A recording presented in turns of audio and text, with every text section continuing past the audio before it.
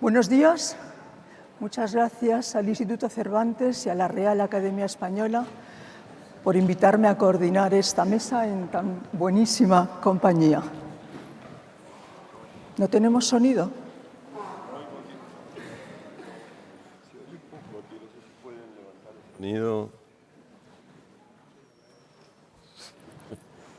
Sí, por favor, los del sonido, si nos pueden ayudar. Sí, ahora un poco mejor. ¿Podéis avisar? Vale. ¿Sí? Estupendo.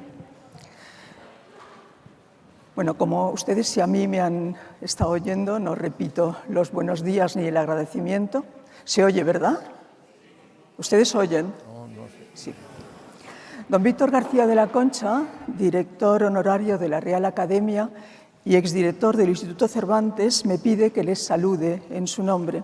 Él tenía que presidir esta mesa y presentar a sus integrantes, cosa que haré yo, al darles la palabra a cada uno. Yo siento muchísimo que don Víctor, que organizó 6 congresos internacionales, no esté hoy aquí, puesto que verdaderamente no conozco a nadie con mayores merecimientos en el intento de aunar a través de la lengua común España y América. Carmen Balcells tenía en su despacho un cartel con estas palabras: mi destino es América.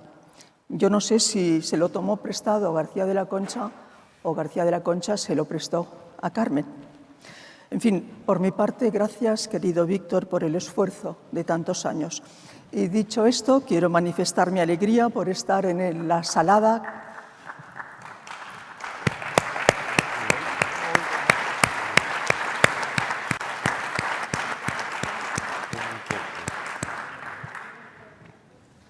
le llegará a don Víctor, esos aplausos le llegarán. Bueno, quiero manifestar mi alegría por estar en la salada Claridad de Cádiz, una ciudad maravillosa, cuyo nombre nos retrotrae siempre a las primeras Cortes Constituyentes que pusieron el cimiento de nuestras libertades y a las que acaba de referirse nuestro director y la brillante mesa que nos ha precedido. La nuestra se ha bautizado con el tema del Congreso: el español, lengua común, mestizaje e interculturalidad en la comunidad hispanohablante. Un tema, o más precisamente, unos temas interesantes, complejos y a menudo controvertidos, que hay que abordar con conocimiento de causa, delicadeza y sensibilidad, y tomo prestadas estas 2 últimas palabras al profesor Ángel López, experto en tales materias, que nos acompaña esta mañana. Tal vez valdría la pena, puesto a ser estrictos y puntillosos, comenzar por decir que en nuestro caso, en caso de la conquista americana, primero fueron el mestizaje y la interculturalidad, es decir, doña Marina, la Malinche y la tortilla de patatas, que sirven de referente, y más tarde la adopción del castellano como lengua común. Quizá aquí, entre tantos expertos, esté de más repetir algo que todos saben, pero que yo no me cansaré nunca de insistir y que resumiré de manera muy breve. Primero, los territorios americanos conquistados y sus pobladores no fueron considerados nunca como colonia. Tuvieron la misma consideración por parte de la corona que los territorios y los habitantes de este lado del mar, como demuestran diversos escritos de la reina Isabel y luego las llamadas leyes de Indias, a partir de las ordenanzas de Burgos de 1512. Muchos juristas están de acuerdo en considerarlas precursores de la Declaración Universal de Derechos Humanos y del derecho internacional, aunque otros no lo crean así. Pese, claro está, a los desmanes e indignidades que pudieron hacer los conquistadores y más aún los encomenderos, naturalmente. 2. España no impuso la lengua de Castilla en América hasta el siglo XVIII y fue a petición del obispo de México, Francisco Antonio de Lorenzana y Butrón, quien expuso a Carlos III en 1769 la necesidad de que se enseñe castellano a los indígenas y de que éstos abandonen el uso de sus lenguas. Las 2 reales cédulas de 16 de abril de 1770 y la de 28 de febrero de 1778, promulgadas por Carlos III, demuestran hasta qué punto el monarca le hizo caso. pero va a ser a partir de la independencia de las distintas naciones americanas cuando el castellano se convierta en hegemónico. Los líderes de las jóvenes repúblicas se independizaron de la metrópoli hablando en castellano, y en castellano se dictaron las leyes que hicieron soberanas las nuevas naciones. Y en cada una de estas el castellano, con su fonética particular, se impuso como lengua de la enseñanza. Hoy sabemos que fueron sobre todo los frailes los más interesados en aprender las lenguas autóctonas y ellos los primeros en elaborar los primeros diccionarios y gramáticas. Para los franciscanos y los dominicos era mucho más importante poder hablar a los indígenas en su idioma, por otra parte tan diverso, que el hecho de que ellos pudieran aprender castellano. Incluso los jesuitas en América tenían prohibido hacer profesión pública y definitiva de sus votos si no sabían alguna lengua de indios. Aunque esa no imposición podría estar motivada por algunos intereses no precisamente bien intencionados, como nos va a contar uno de nuestros ponentes. Pero ya, sin más preámbulos, paso a presentárselos por orden de intervención. El primero es el escritor Martín Caparrós, mi querido amigo al que tanto he leído. Martín Caparrós militó desde muy joven en las fuerzas de izquierda. Creo que su primer trabajo fue en el diario de las Noticias. Noticias. Exacto. Bueno, noticias, sin las, evidentemente. Y antes del golpe militar, justo antes del golpe militar, se fue a París y estudió en la Sorbona Historia. Ha sido periodista gráfico de radio y televisión, ha dirigido revistas de libros y él dice que también de cocina. No como, es lo único que he hecho. Claro, claro. Obtuvo la beca Guggenheim y los premios Planeta de América y el Herralde de Novela, los premios Tiziano Ternazzi, Caballero Bonal de Ensayo, los premios Rey de España, Moscavo, Ortega y Gasset de Periodismo. Ha publicado en los últimos tiempos la novela Sin fin y Sarmiento y el ensayo Ña América, tan importante para nuestra mesa, donde nos propone precisamente un nuevo nombre. Tu turno. Gracias. Muchas gracias, Karma, y bueno, muchas gracias a todos. Buenos días. Estaba recordando ahora que la última vez que estuve sentado en este escenario era un simposio sobre la felicidad, sobre cómo ser feliz. Creo que esta vez no nos toca el mismo tipo de bendición. Pero bueno, trataremos de sobrevivir aún infelices. Me pregunto como título, ¿una lengua común? Porque, como saben, el título de esta mesa es El español, lengua común. Y digo que hay en el título de esta mesa, ya sabemos que los abogados siempre nos aferramos a ese último tablón, que son los títulos, una afirmación extrema, el español, lengua común. Se podría decir que sí, que es una lengua muy común, incluso algo vulgar, pero no creo que la clasificación, la división en clases de las lenguas sea una disciplina en la que querramos internarnos, aunque en este mundo de desigualdades no faltará quien intente promoverla.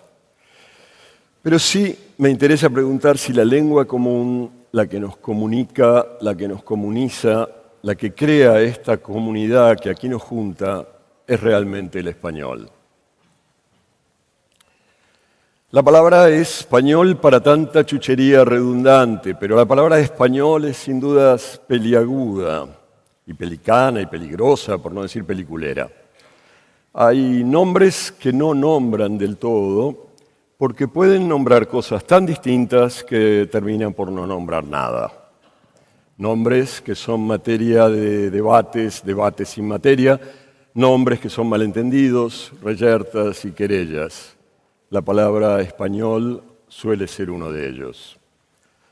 La palabra español es bien viejita.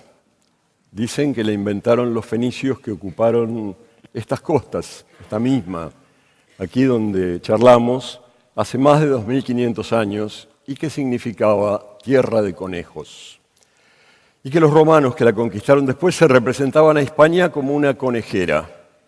Terra cuniculosa, la llamó el gran Catulo, y en su boca la palabra cunis valía toda una lengua. Después la marca quedó olvidada por cambio de dueño y empezó a reaparecer lenta, dubitativa, al cabo de unos 1000 años, cuando una familia alemana primero y otra francesa después se hicieron con todos estos feudos. Pero los historiadores coinciden en que la primera vez que se proclamó oficialmente el español fue en la Constitución de aquí, en 1812, cuando los liberales que no querían familias al mando de su mundo definieron a la nación española como la reunión de todos los españoles de ambos hemisferios. En el otro hemisferio ya eran cada vez menos y las cortes de acá fueron disueltas y reprimidas por estos Borbones que ahora reinan, pero el nombre quedó. Y desde entonces vivimos en un reino que se llama España, colmado de españoles que quieren o no quieren serlo, que se enorgullecen o se avergüenzan de serlo, pero incluso los que más se jactan precisan convencerse. Se diría que no deben creérselo del todo, porque tienen que repetirlo varias veces. Yo soy español, español, español, cantan para darse ánimos por triplicado.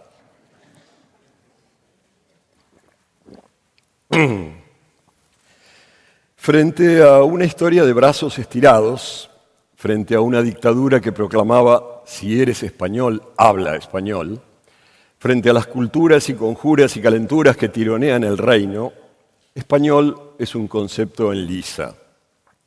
Pero en ningún campo se discute tanto esa palabra como en el de la lengua.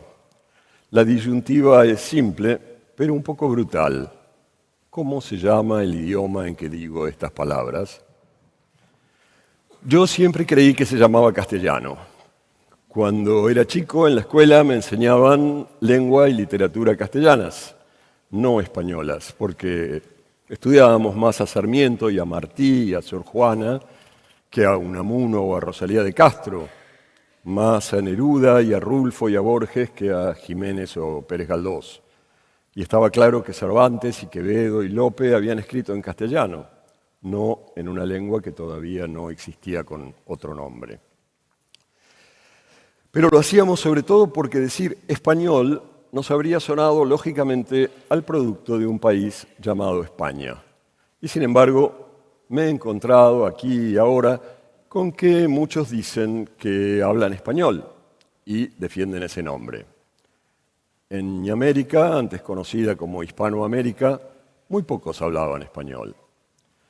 Debió ser porque no la conquistó España, sino el Reino de Castilla, con esas bandas donde había muchachotes armados de todos los rincones, y que en esos días su idioma terminaba de armarse con la gramática de la lengua castellana de Antonio de Nebrija, tan saludada por los reyes de Castilla.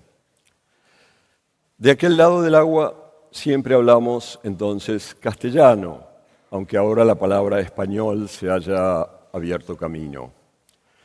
En estas últimas décadas la impulsaron los norteamericanos, que dicen Spanish porque su idioma desdeña la palabra Castilian. Español en América es casi un anglicismo.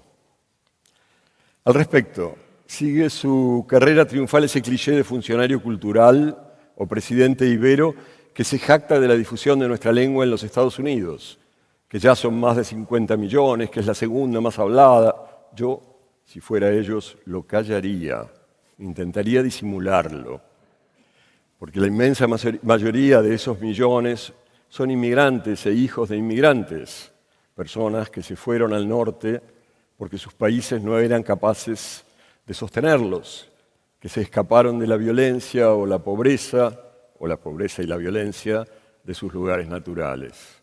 El crecimiento del castellano en Estados Unidos es una medida del fracaso latinoamericano, nada de qué jactarse.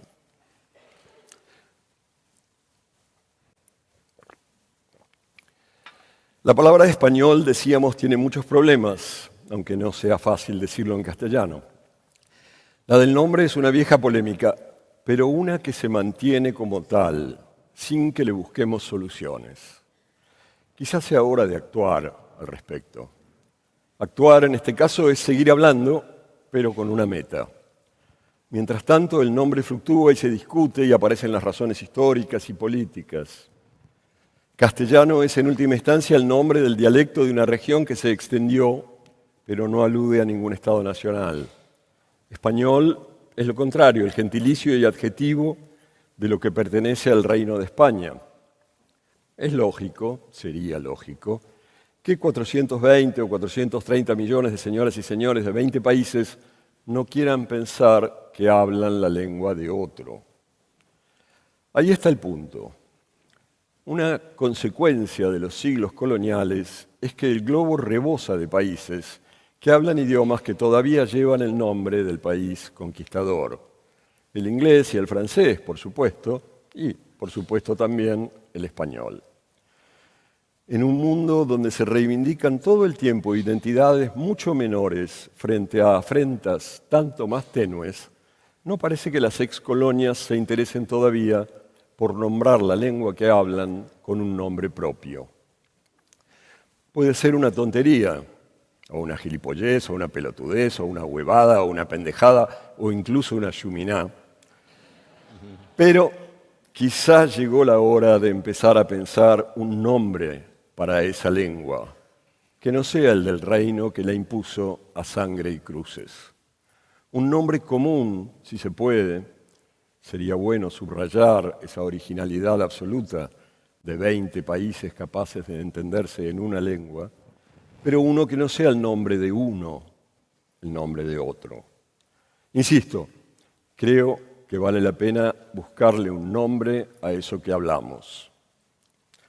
Yo, por supuesto, propondría el que uso desde hace unos años, ñamericano, donde la ñ es estandarte de nuestro idioma, modifica la noción de americano para volverla nuestra o nuestra.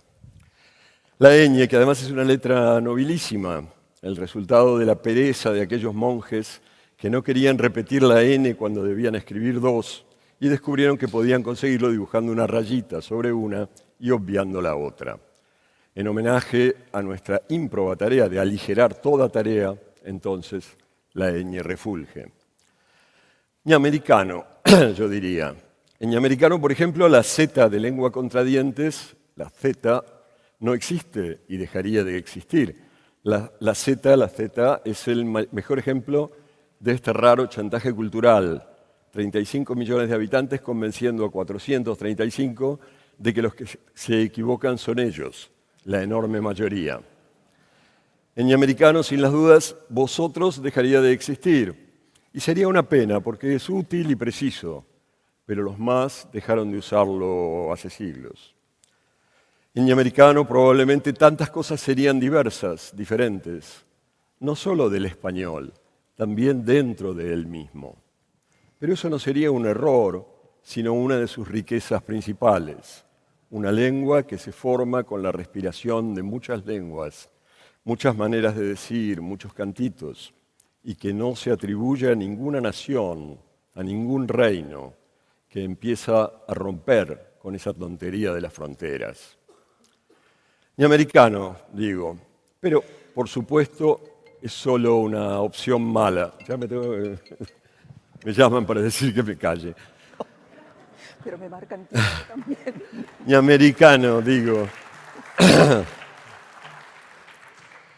Pero por supuesto es solo una opción mala. Seguro que puede haber mejores. No pretendo que la encontremos ahora. Lo que sí me gustaría es que empezáramos a ponernos de acuerdo sobre la conveniencia de buscarla, la necesidad de buscarla. Y así algún día sabremos qué idioma hablamos, cómo se llama nuestra lengua. Gracias.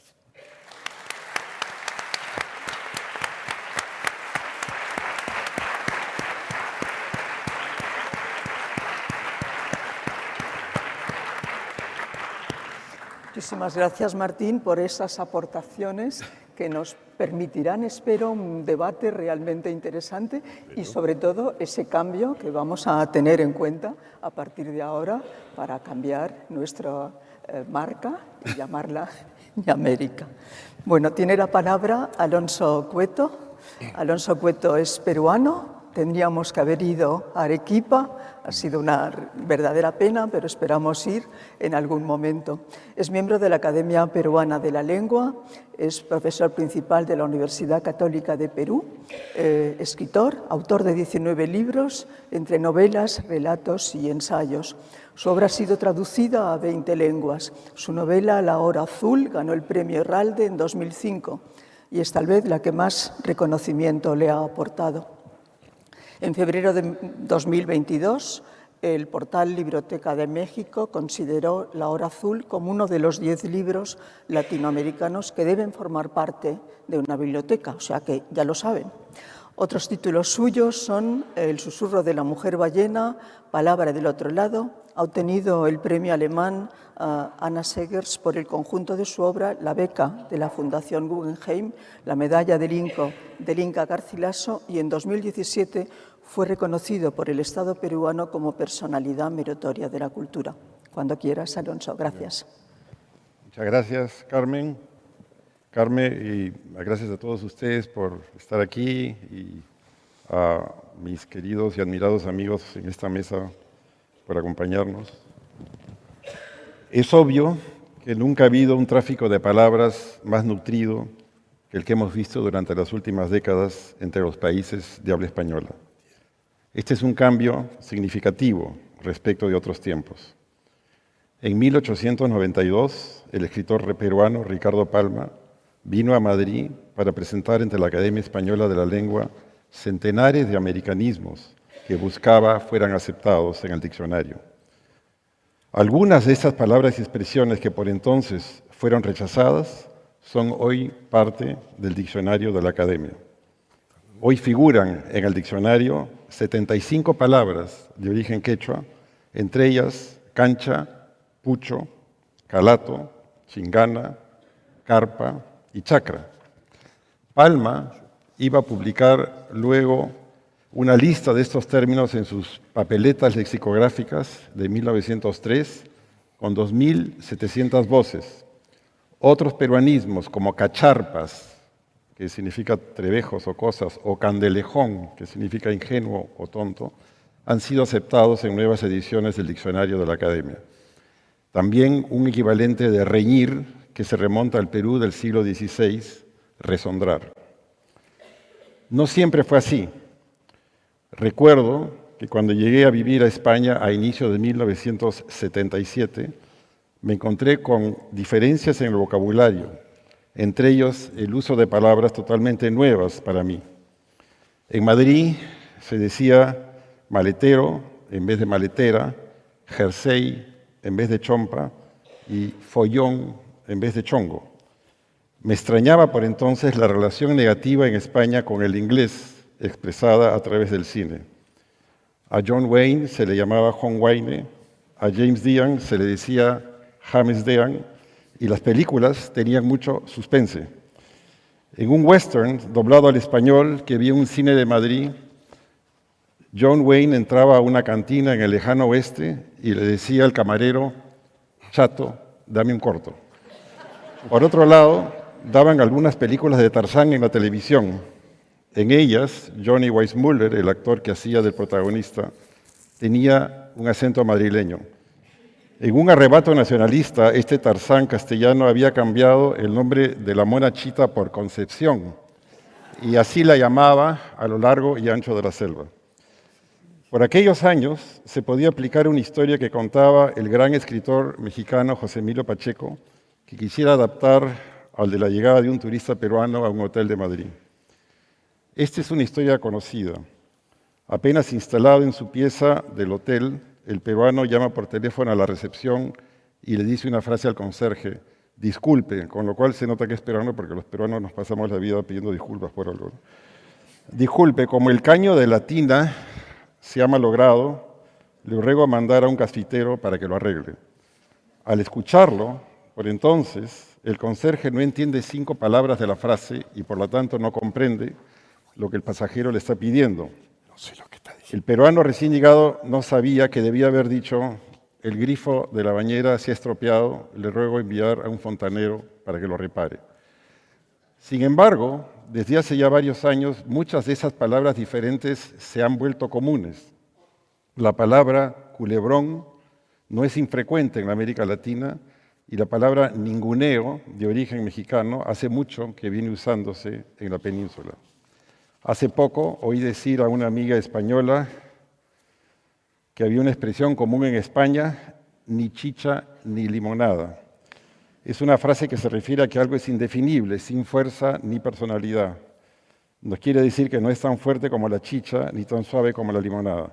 La expresión se usa en toda América Latina. Hay una vieja canción de Víctor Jara con ese nombre y se usa, por supuesto, en el Perú, de donde se supone procede la chicha de jora, aunque la limonada llegara luego. Uno de los caminos para dirigirnos a esta comunidad del idioma ha sido marcada por las editoriales españolas que publicaron las novelas latinoamericanas. Desde la década del 60, estos editores, con Carlos Barral a la cabeza, difundieron las obras de Vargas Llosa, Julio Cortázar, Juan Rulfo y otros en el lenguaje coloquial con el que fueron escritas, una norma que las editoriales han continuado luego. Hoy no nos podemos imaginar cómo serían los libros de Rulfo o de Cortázar si algún editor español los hubiera buscado traducir a la jerga madrileña. A todo esto habría que agregar que mientras el español se sigue integrando como lengua común, muchos idiomas nativos de América siguen desapareciendo cada año. En el Perú han desaparecido ya 37 lenguas originarias y hay otras 21, como el bora y el yanesha, en peligro inminente de seguir ese camino. Felizmente el quechua, que todavía tiene más de 10 millones de hablantes en 7 países, parece resistir por ahora esa marea. En el Perú tenemos casi 4 millones de hablantes de quechua. De cualquier modo, las incrustaciones de quechuismos en nuestro castellano ya forman parte del idioma. Esta polinización de nuestra lengua se ha extendido gracias a los inmigrantes, el turismo, las relaciones comerciales y la televisión. Es un proceso que se irá acentuando. La idea de la pureza o la inviolabilidad del idioma me parece por eso inútil y anacrónica. En algún momento se pensó que los escritores debemos ser unos abandonados de una supuesta lucha contra la influencia de otros idiomas, en especial del inglés. Se trata de un viejo anhelo que quedó consagrado por la ansiosa pregunta que Rubén Darío le hace a la Esfinge en su poema Los cisnes, de Canto de Vida y Esperanza. Y le pregunta: ¿seremos entregados a los bárbaros fieros? ¿Tantos millones de hombres hablaremos inglés? Hoy es cierto que estamos rodeados de palabras inglesas, aunque no siempre por razones de imitación. El hecho de que usemos términos como mouse o chip, por ejemplo, se debe no solo a la influencia del inglés en nuestras vidas, sino también a las ventajas del monosílabo en una era de las comunicaciones rápidas. Defender el español de la invasión del inglés es tan absurdo como haber querido defenderlo del árabe en siglos pasados. Hoy, palabras como tarea, alcalde y acequia son tan españolas como cualquier otro. Lo mismo ocurrirá con las palabras inglesas que se incorporen, porque el corazón de un idioma no está, creo, en las palabras, sino en su gramática. Los modismos, frases, términos asimilados de otros idiomas serán incorporados a las estructuras gramaticales que forman el alma de una lengua. Esta lengua, como bien sabe la Real Academia, es un organismo vivo que depende de sus hablantes. Nuestra misión es defender la claridad del idioma, pero también su riqueza. El habla coloquial es la sala de máquinas en la que la lengua se va renovando. Hoy en día no nos enfrentamos, creo, al peligro de la perversión, sino de la simplificación. El lenguaje de los medios de comunicación, el chat, el WhatsApp y todos esos sistemas, en especial el de las televisores y canales digitales, han creado un código de expresiones simples y neutras, con frases generales llenas de lugares comunes. Es terrible constatar que en el lenguaje de los noticieros, por lo general, no hay adverbios y apenas hay adjetivos. Con ello hemos perdido matices, sutilezas, riqueza en el significado, lo que no es de extrañar en el predominio de la estupidez que por lo general es una característica de los medios televisivos. Mención aparte merecen los emoticones y dibujos o videos que han sustituido a las palabras. Hoy día con frecuencia se prefiere poner un osito aplaudiendo o un unicornio con ojos de corazón en vez de palabras tan sencillas y hermosas como te felicito o te quiero. Una lengua rica en matices, con términos de diferentes idiomas incorporados, puede ser un antídoto contra esa fugacidad. La lengua nunca fue pura, porque la vida y la sociedad que la alimentan no lo son, ni lo fueron, ni lo serán nunca. Seremos siempre orgullosamente impuros, mestizos, abiertos al mundo. En ese mar de mestizaje, todos los hablantes encontraremos nuestra habla propia sin renunciar a una lengua común. Es lo que hizo José María Arguedas en grandes novelas como Los ríos profundos, donde inventó un castellano nuevo hecho con las reglas gramaticales del quechua. Su intento fue el de encontrar un paraíso de la lengua basado en la integración de la diversidad, una lengua que fuera a la vez castellano y quechua. Creo, por otro lado, que de todos los géneros literarios, la novela es el más hospitalario a la diversidad, a la variedad y las impurezas. Es un género mestizo por definición, a mucha honra. Nuestra tarea hoy no es defender la pureza, sino la complejidad del idioma, su capacidad para servir de herramienta de comunicación, pero también de reflexión, de inventiva. Las marcas de la lengua, los cromosomas de un idioma, se van a alimentar siempre de sus hablantes, que se convertirán en sus creadores. En esa tarea, felizmente, la cantidad de hablantes del castellano asegura sus mestizajes para el futuro. Seguiremos incorporando tantos términos como haga falta y seremos más diversos y a la vez más integrados.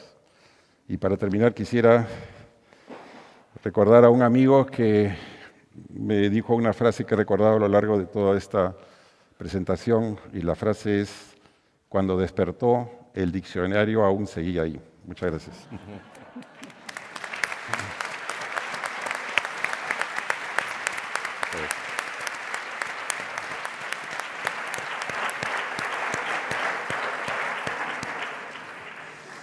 Bueno, como supongo que han podido observar, Caparrós y Cueto tienen en común, además de la beca Guggenheim, haber obtenido el premio Herralde de novela y publicar en la editorial Anagrama.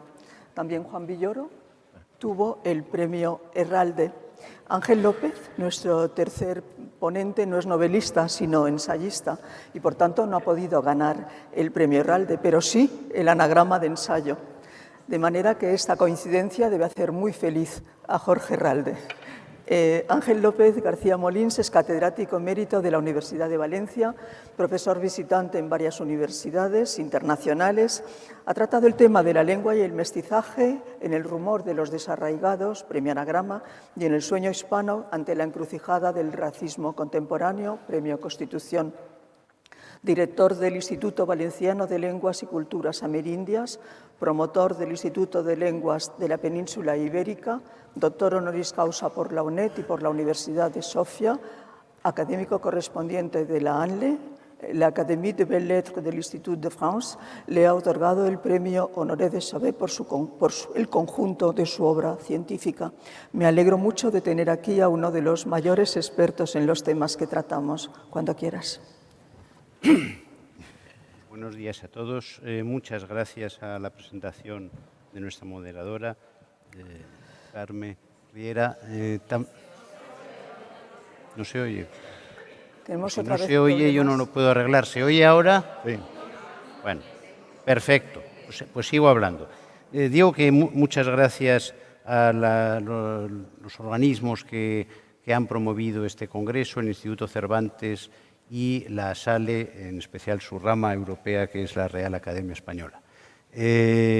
Muchas gracias también a la ciudad de Cádiz. Por cierto, yo soy miembro del Instituto de Lingüística Aplicada de Cádiz, o sea que no dejo de sentirme partícipe del éxito de esta ciudad en la organización de este evento. Y dicho esto, pues voy a leer la ponencia. Digo leer porque con los 10 minutos que nos han acotado, pues es casi imposible ponerse a hablar y no pasarte. Este congreso se realiza bajo los auspicios de un título problemático: Lengua común, mestizaje e interculturalidad. Es cierto que nuestra lengua soporta una comunidad inmensa. Sin embargo, no es seguro que todos sus usuarios se sientan cómodos con la idea, tal vez porque lengua común igual lengua mestiza les parezca una ecuación errónea. Al fin y al cabo, todo colonialismo extendido sobre amplios territorios soporta una base mestiza. ¿Acaso no son el inglés, el francés, el ruso, el árabe, como redes que capturaron un conjunto de culturas y de lenguas y de las que resultaron poblaciones mestizas? ¿Por qué destacar algo así en el caso del español? Veamos. Mestizaje e interculturalidad no son conceptos equivalentes. La interculturalidad es consecuencia inevitable de la expansión de un idioma. Las grandes lenguas mundiales siempre son interculturales. Ya lo fue el latín en la Edad Antigua y hoy sucede lo mismo con el español, que no en vano se concibió el Nuevo Mundo como una continuación del Imperio Romano. Sin embargo, hay a mi entender una diferencia capital. En el caso del español, el mestizaje viene antes y la interculturalidad después. Esto no solo es así porque el mestizaje biológico fuera más antiguo y resultara más intenso en Perú, en México o en Colombia que en la India, en Nigeria o en Singapur. Se debe sobre todo a que el primero es un mestizaje de origen y el segundo de destino. A ver si logro explicarme. A los gramáticos como yo nos entusiasma la cuestión del genitivo subjetivo y objetivo, vale decir, de sujeto o de objeto. Ya ocurría en latín, por ejemplo. Metus ostium significa o bien el miedo de los enemigos, con el nombre como sujeto, los enemigos temen, o bien el miedo a los enemigos, con el nombre como objeto, tememos a los enemigos. El español y las demás lenguas románicas conservan dicha ambigüedad. El amor de Dios sigue significando Dios nos ama como genitivo subjetivo, pero también amamos a Dios en calidad de genitivo objetivo, como bien señalaban los escolásticos. Aunque la cabra tire al monte y los gramáticos tiremos al genitivo, no crean que todo esto que les cuento es una extravagancia. He traído a colación el tema para invitarles a que consideren la expresión lengua del mestizaje. Hay grandes lenguas mundiales que han facilitado el mestizaje al avalar la interculturalidad y que por ello usan lenguas del mestizaje en sentido genitivo objetivo. La India, un país que reconoce 22 grupos lingüísticos en su constitución, mantiene el predicamento del inglés, la antigua lengua colonial, porque permite tender un puente entre todas las culturas que conforman el inmenso país. Los Estados Unidos también han echado mano del inglés para servir de fundamento al melting pot, solo que en calidad de idioma nacional. No son situaciones comparables por la importancia de la antigua lengua colonial en cada caso, pero sí lo son estructuralmente. En estos dos países, el inglés facilita el mestizaje, que es su producto. Se trata de un uso genitivo objetivo. La lengua inglesa favorece, asegura, el mestizaje de la aldea global. Pues bien, no es el caso del español, porque la lengua española no facilitó el mestizaje, sino que más bien fueron los mestizos los que la adoptaron para hacer más llevadera su vida. Se trata de un genitivo subjetivo. El mestizaje favorece la consolidación del español. El mestizaje es el sujeto, el origen. La lengua española es el objeto, el producto. Esto no quiere decir que el español no fuera una lengua colonial, aunque, como es bien sabido y se ha señalado ya en este congreso, los territorios americanos no fueron colonias sino virreinatos, es decir, que venían a ser una especie de estados asociados a una confederación preexistente, la que conformaron el Reino de Castilla y León, la Corona de Aragón y poco después también el Reino de Navarra a finales del siglo XV. Hay muchas pruebas que avalan la afirmación de arriba. Por lo pronto no hubo ningún interés en difundir el español por América. Como es sabido, se favorecieron algunos idiomas indígenas, las lenguas generales, el quechua, el maya, el guaraní, el muisca, que por cierto he estudiado yo mismo, en detrimento del idioma europeo, al que le pusieron palos en las ruedas, excluyéndolo de la predicación. Seguramente fue una actitud egoísta para evitar la competencia de los nuevos súbditos de la corona en el acceso a los cargos públicos, pero lo cierto es que en Senegal se promovía el francés, en Nigeria el inglés, en Namibia el alemán, en Tayikistán el ruso, en Indonesia el holandés, mientras que en la Nueva España o en el Perú se obstaculizaba toda posible expansión del español. No es una afirmación gratuita. Miguel León Portilla, en 2020, destacaba en un simposio celebrado en el Colegio Nacional de México que los austrias estaban acostumbrados al plurilingüismo de sus estados europeos y que trasladaron esta misma política a sus nuevos dominios americanos, favoreciendo las lenguas indígenas vehiculares. Se ha encontrado una serie de cartas de indios mames escritas en náhuatl solicitando a la corona que remueva al obispo de Guatemala. La cosa llegó hasta el punto de que en 1550 Rodrigo de la Cruz, un fraile que vivía cerca de Jalisco, escribe al emperador Carlos V proponiéndole que se implante el náhuatl como lengua general de la Nueva España. Increíble. Los súbditos indígenas del rey de España le escriben en su lengua no en la del rey de España, en la de los súbditos, y hay quien la quiere generalizar como idioma común. Esto en la metrópoli, desgraciadamente, no pudo hacerse en catalán, en euskera o en gallego hasta la transición política que siguió a la muerte de Franco. Tan apenas resulta imaginable todavía hoy en Escocia, en Bretaña o en Nápoles. No sirvió de nada. Cuando se produce la independencia de las naciones americanas, a comienzo del siglo XIX, todas ellas reclaman la condición de lengua nacional para el español en sus constituciones. Precisamente el español, la lengua de los, comillas, odiados españoles acreedores de la detestación universal, cierro comillas, como decía Simón Bolívar. Y eso que en la metrópoli dicha condición no se reconoció hasta la Constitución de la Segunda República en 1931. ¿Qué había sucedido? Pues simplemente que entre los criollos y los indígenas habían surgido mestizos de diversos grados, interesados en progresar en el ámbito urbano de los negocios y de la administración, por lo que habían adoptado la lengua española como propia. Siempre lo habíamos sospechado, pero desde los magníficos estudios de Luis Fernando Lara, entre otros, sobre todo uno de 2008, lo sabemos de forma positiva. No fue la primera vez que sucedía esto.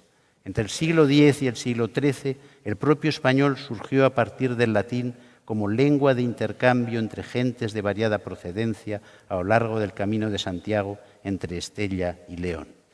No se trataba de una lengua nacional, sino de un instrumento de comunicación notablemente dúctil que luego, a partir del XV, adoptaron gentes de lengua gallega en el oeste y gentes de lengua catalana en el este. Antes, sin embargo, lo hicieron suyo otros mestizos culturales que se repartían por las urbes de casi toda España, los judíos. Dichos mestizos intelectuales, que tenían serios problemas de integración en la cultura hispánica por motivos religiosos, la lograron a base de convertir aquella coine mestiza del Camino de Santiago en su lengua propia, el judeo-español.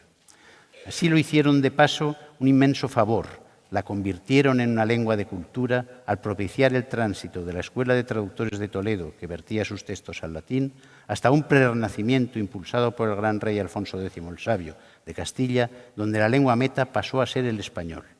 La confusión onomástica castellano o español se origina aquí, pero dicho sintagma induce a error. Deberíamos decir, si acaso, español o castellano. El español vino antes. El castellano, que no es sino un español elaborado, llegaría después. Ya ven, el español, esa lengua que hacen suya y promueven los mestizos biológicos de América, ya había sido hecha suya y promovida hasta en 2 ocasiones por los mestizos culturales de España. Es un curioso signo de la lengua española de que la promueven siempre los mezclados, personas con alguna de las numerosas posibilidades de mezcla de sangres que llegaron a reconocerse en los cuadros de castas que tan populares llegaron a ser en México y en Perú en el siglo XVIII. Esta fundamentación mestiza de la lengua española está teniendo en la actualidad una nueva epifanía relacionada con su condición de lengua transnacional. Se ha señalado el papel tan destacado que desempeñan los aprendices de español lengua segunda para la consolidación de nuestro idioma como lengua global. En este campo resulta especialmente relevante la convivencia problemática pero fecunda del español con el inglés en los Estados Unidos, porque a nadie se le escapa que el hecho de que las 2 lenguas globales de Occidente aumenten progresivamente sus espacios de alternancia de código y de coexistencia vivencial está dando lugar a una nueva cultura idiomática que recuerda, mutatis mutandis, a la cultura clásica grecolatina. No quisiera que mis palabras les diesen una impresión equivocada. Lo que he dicho constituye una constatación objetiva, pero sería erróneo extraer cualquier conclusión triunfalista. Es sabido cómo las sociedades en las que se da un extenso mestizaje biológico caen con facilidad en la tentación del racismo. Las denominaciones del otro no dejan lugar a dudas. Los judíos conversos fueron llamados marranos durante la época barroca en España, mientras que en este mismo periodo, en América, ciertas castas se denominaban con curiosas frases despectivas alusivas al retroceso social que representaba la pertenencia a las mismas. Por ejemplo, tente en el aire, no te entiendo o torna atrás. El mestizaje, esa ideología admirable que fue glosada por Vasconcelos en su ensayo La raza cósmica, puede encubrir intolerancias peligrosas. Esto que resulta obvio en las razas debería serlo también cuando se habla de mestizaje lingüístico. El español es un gran idioma. Entre los grandes se trata del único que surgió primariamente por los mestizos y no para los mestizos. Pero el español convive con otros idiomas, tanto en Europa como en América, y, honradamente, sus hablantes no siempre los hemos tratado con el debido respeto. Mientras el español no mejore sus condiciones de convivencia con el catalán, el gallego o el vasco en España, mientras en América no haga lo mismo con el quechua, el náhuatl, el guaraní, el mixteco, el aymara, el mapa, el maya, el mapuche y así hasta un centenar de idiomas originarios, su condición mestiza estará en entredicho y con ella su propia legitimación histórica. Me alegra comprobar que en el programa de este Congreso se han previsto varias sesiones destinadas a tratar la cuestión. Este es el cuarto CILE al que asisto y creo que el problema del multilingüismo de las sociedades hispánicas sigue siendo una asignatura pendiente. Recuerdo que en Rosario, en 2004, en Argentina, mientras se celebraba el tercer CILE en el principal teatro de la ciudad, algunas cuadras más allá se estaba celebrando un contracongreso paralelo en el que se reivindicaban todos estos idiomas que conviven con el español. Es una lástima que ambos acontecimientos no fueran uno solo. Las sociedades hispánicas son plurilingües por definición, porque si no lo fueran, difícilmente sería el español una lengua mestiza. Tampoco hay que cargar las tintas, algo a lo que los hispanos somos demasiado aficionados, porque el mestizaje lingüístico soportado por una lengua común que estoy pregonando ya era una tradición del mundo indígena, el cual funcionaba siguiendo patrones prehispánicos. Se suele decir que el quechua era la lengua del imperio de los incas, cierto, aunque los aristócratas incas no hablaban familiarmente quechua, sino puquina, su lengua secreta. Sin embargo, como el quechua estaba más extendido, lo convirtieron en la lengua general para garantizar la comunicación entre sus súbditos. Y al llegar los españoles, pues por sorprendente que pueda parecer, según dije, nada cambió. Los misioneros adoptaron estas lenguas generales para su predicación. El quechua en el Perú, el náhuatl en Nueva España, etc., las fijaron en más de un centenar de artes. La primera fue la del quechua, escrita por Fray Domingo de Santo Tomás de 1560, y se preocuparon por explicarlas en universidades fundadas al efecto, como la de San Marcos de Lima. La conversión oficial, entre comillas, del español en lengua común vendría luego, en el siglo XIX, tanto en América como en España. La hispánica es una sociedad multilingüe que navega peligrosamente entre dos escollos, entre la escila de un modelo jacobino de tipo francés y la caribdis de un modelo agregativo de tipo suizo. En el primero hay un idioma promovido por el poder que desplaza a todos los demás, convirtiéndolos en patuá. En el segundo, la contribución del poder conduce a un ramillete de idiomas ferozmente indiferentes. No queremos ni uno ni otro. Lo que queremos es la lengua de la comunidad en la pluralidad. Termino ya. Plutarco en sus vidas paralelas atribuye a Pompeyo la frase navigare nequese est, vivere non nequese. No sabemos si el general romano dijo exactamente eso. Nos basta con que la frase haya perdurado en esta forma. Si vivir es simplemente seguir como hasta ahora, a los hispanohablantes no nos interesa. Lo que necesitamos es navegar, explorar nuevas posibilidades que resultan del fundamento mestizo del idioma y crear, a partir de ahí, una sociedad más amable, más enriquecedora y más plural, lo que implica más plurilingüe, entre otras cosas. El tiempo dirá si lo logramos, pero no nos perdonaría nunca que tan siquiera lo hayamos intentado. Muchas gracias.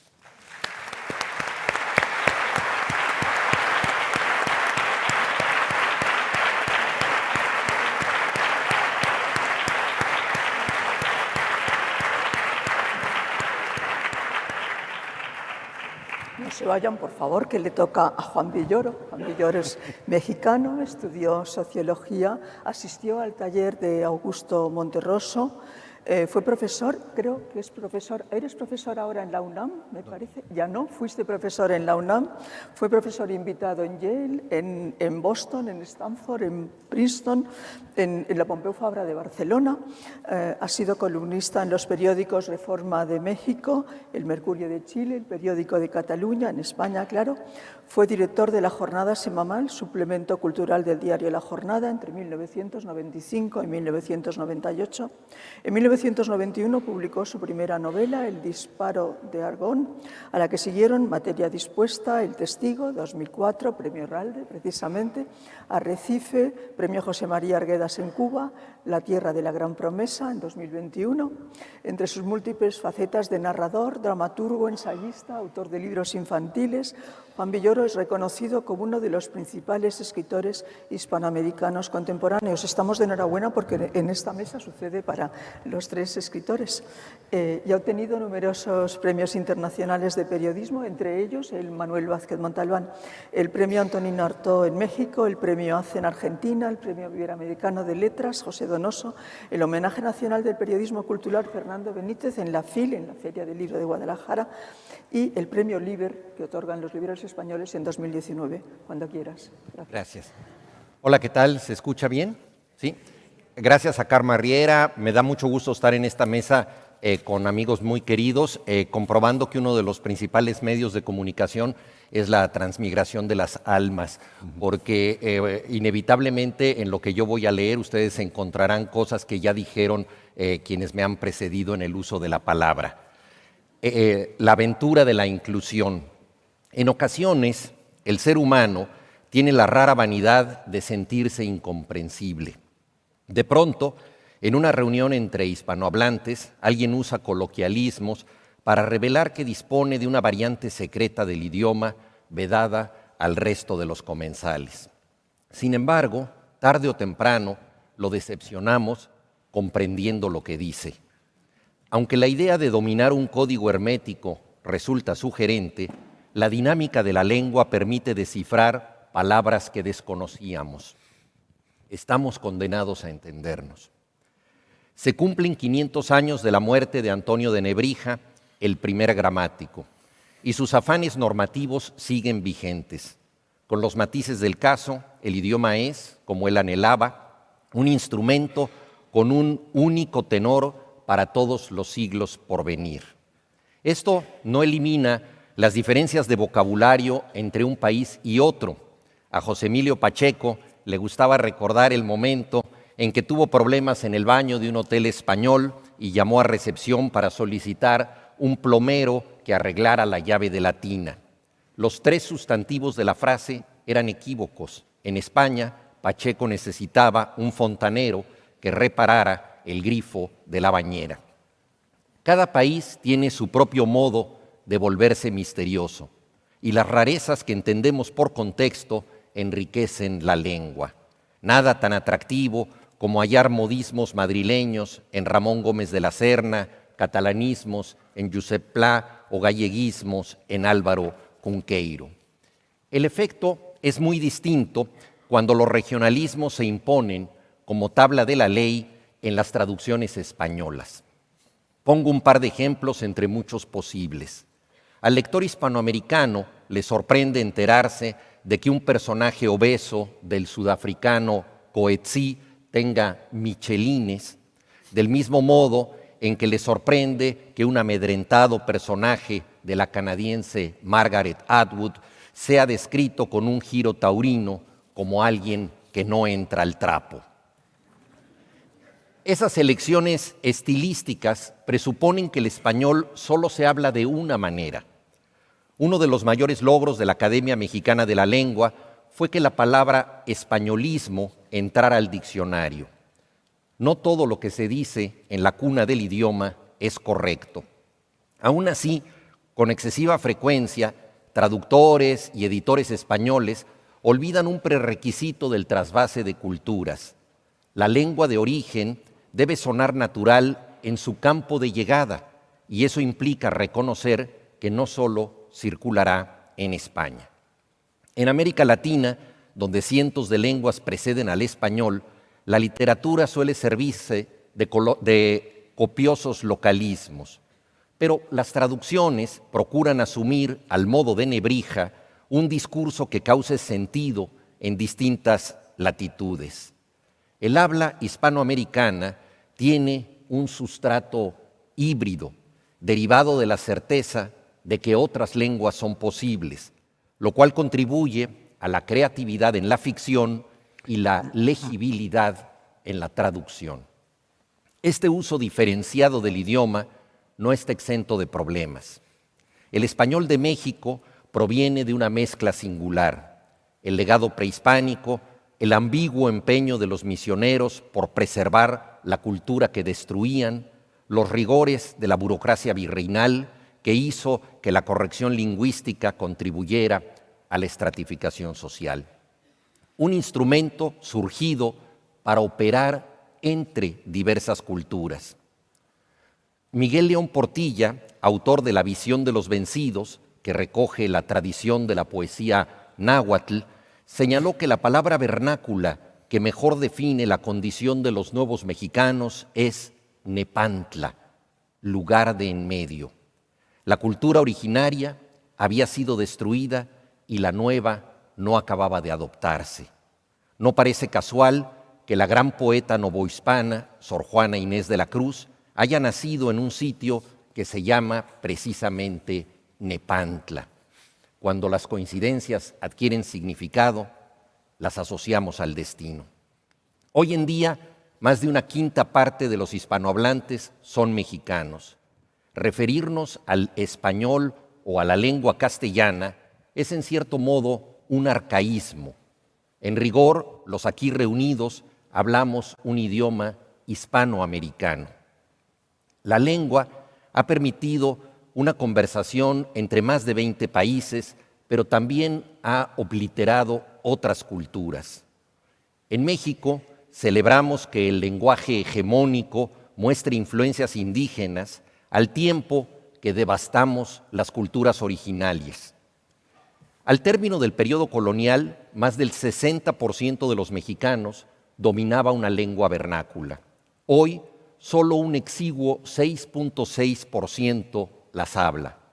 La destrucción de ese patrimonio ha sido obra del México independiente, que confundió el progreso con el abandono de un acervo multicultural.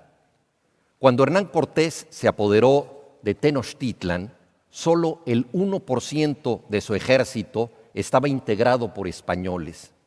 Tanto la conquista como el virreinato tuvieron como lengua dominante el náhuatl, que luego se convertiría no solo en un lenguaje minoritario, sino, como señala la lingüista Mije Yasnaya Aguilar Gil, en un lenguaje minorizado. Hoy, los indígenas que emigran a las ciudades son bilingües, pero sus hijos se educan exclusivamente en español para asimilarse a la modernidad. Del mismo modo en que los hijos de los migrantes a Estados Unidos se educan en inglés. Las rutas de la necesidad dejan atrás saberes ancestrales. El zapoteco se olvida para adoptar el español y el español para adoptar el inglés. ¿Hay un camino de regreso a las palabras de los abuelos? El idioma del tercer milenio dependerá de los nietos de los desplazados, los migrantes, los nómadas. Sus padres les dieron la oportunidad de integrarse a una realidad distinta, a riesgo de perder su vínculo con el origen. Søren Kierkegaard afirmó que la vida ocurre hacia adelante, pero se entiende hacia atrás. ¿Es posible desandar las huellas del civilizado, volver a las raíces? La lucha por estudiar en México en maya o tojolabal es equivalente a la de escolarizarse en español en Estados Unidos. Todo idioma puede ser un recurso de dominio o liberación. Las aventuras de la lengua castellana así lo confirman. La historia escrita en nuestro idioma ha derivado de los hechos, pero también de la fabulación. Tanto la conquista como la independencia han sido apasionadas construcciones narrativas. Las crónicas de Hernán Cortés y Bernal Díaz del Castillo fueron escritas como probanzas de méritos con el fin de recibir recompensas por las fatigas asumidas. Durante años, Díaz del Castillo presentó pruebas para obtener un cargo de regidor en la Audiencia de Guatemala que le sirvieron de borrador para su excepcional recuento de los hechos. Su taller literario fueron los tribunales. Ramón Iglesias resume este peculiar uso de las letras, señalando que los intereses del encomendero propiciaron la historia del conquistador. El afán de reconstruir literariamente la realidad atraviesa los siglos. En 1957, José Lezama Lima publicó La expresión americana, libro decisivo para entender la contraconquista cultural. Muy en su estilo, el poeta y ensayista cubano se refirió a un protoplasma incorporativo para aludir a las ricas influencias que van de las cosmogonías prehispánicas a las vanguardias del siglo XX. Lezama revalora el barroco histórico para llegar al sueño de la propia pertenencia, el neobarroco. La realidad del Nuevo Mundo es en sí misma barroca y reclama una apropiación de lo ajeno para elaborar lo genuino. Al modo de las mareas, la cultura mezcla aguas en su motor de espumas. De manera elocuente, Remedios Matáis señala que Lezama pone en juego una imaginación retrospectiva, descifra la realidad, pero también la fabula. Tanto la historia verdadera de la conquista de la Nueva España como la expresión americana brindan una construcción subjetiva de lo real. Lo mismo sucede con la noción de identidad. Somos del sitio que creemos ser. Podemos aceptar la condición que nos asigna el pasaporte o afirmar, como Chabela Vargas, que los mexicanos nacen donde les da su chingada gana. Toda identidad, como toda lengua, es provisional y portátil. Las diferencias culturales no son ajenas a la desigualdad y la discriminación. El 1 de enero de 1994, los zapatistas se levantaron en armas en Chiapas. No buscaban apartarse del país, sino pertenecer a él. Nunca más un México sin nosotros, dijeron. El sueño de la inclusión, de la unidad en la diferencia, sigue siendo una asignatura pendiente. Si la lengua ha dejado en el camino otras lenguas, también puede servir para volver a ellas. Ante el uso del idioma como recurso de dominio, se puede apelar a su uso abierto como recurso de restitución. El idioma de Europa es la traducción, advierte Humberto Eco. Debemos a Perú y al quechua la palabra cancha y a México la invención de la pelota de hule, uli en náhuatl. El juego de pelota prehispánico tenía poderosa carga simbólica. La cancha representaba el patio del mundo, donde se dirimían las dualidades, noche y día, hombre y mujer, vida y muerte. También el idioma opera en un terreno dual de hegemonía y liberación. ¿Por qué se escribe sobre papel en vez de escribir sobre la tierra?, pregunta el poeta zapoteco Víctor de la Cruz Pérez, muerto en 2015. El territorio y la lengua han sido objeto de despojo. ¿Es posible recuperar lo perdido con palabras nuevas? El poeta mije Juventino Gutiérrez Gómez, nacido en Tlahuitoltepec, Oaxaca, en 1985, responde: cuando los animales recogen sus cuerdas vocales en los árboles de los tejados, de los maizales, están guardando mi lenguaje. La naturaleza, que preserva palabras silenciadas, está en peligro. En 2022, 72 ecologistas indígenas fueron asesinados en México. Ese mismo año, 15 periodistas encontraron una muerte violenta. La búsqueda de la verdad y la defensa del territorio se han convertido en oficios de alto riesgo. La razón es obvia, resultan necesarios. Y su instrumento fundamental es una lengua marcada por la sangre y la tinta que no deja de resistir y que en su camino de inclusión busca los colores de la tierra. Gracias.